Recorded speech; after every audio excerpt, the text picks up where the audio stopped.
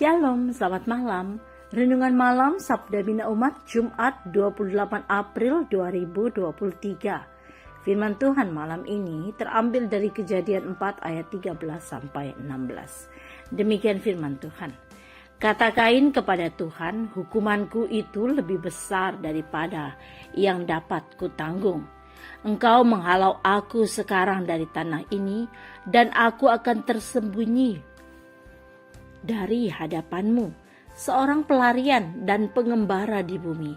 Maka barang siapa yang akan bertemu dengan aku, tentulah akan membunuh aku. Firman Tuhan kepadanya, sekali-kali tidak. Barang siapa yang membunuh Kain akan dibalaskan kepadanya 7 kali lipat. Kemudian Tuhan menaruh tanda pada Kain, supaya ia jangan dibunuh oleh barang siapapun yang bertemu dengan dia. Lalu Kain pergi dari hadapan Tuhan, dan ia menetap di tanah Nod di sebelah timur Eden. Demikian firman Tuhan. Renungan malam ini bertema, pembunuh juga dilindungi hak hidupnya. Kain dikutuk Tuhan karena membunuh Habel adiknya, dan kemudian ia menjadi pengembara di bumi.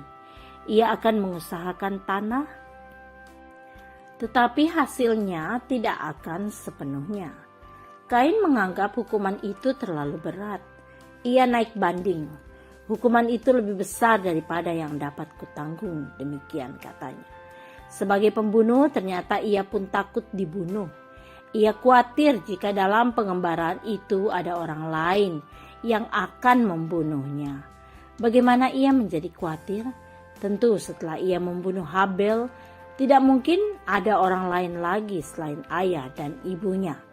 Mengapa pula Tuhan memaklumi keberatan Kain sehingga memberi jaminan bahwa Kain tidak akan dibunuh oleh orang lain? Jawaban atas pertanyaan sulit ini ada beberapa. Saya mengemukakan jawaban yang mudah saja. Peristiwa yang dikisahkan dalam bagian ini jangan dibayangkan seluruhnya terjadi hanya dalam waktu sehari. Bayangkanlah dalam konsep bahwa Adam dan Hawa masih memiliki keturunan lain selain Kain dan Habel.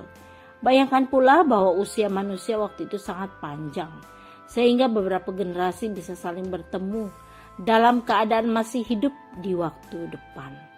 Kain mengkhawatirkan hal itu, dan Tuhan memakluminya, sehingga Tuhan memberikan jaminan bahwa Kain sekali-kali tidak akan dibunuh.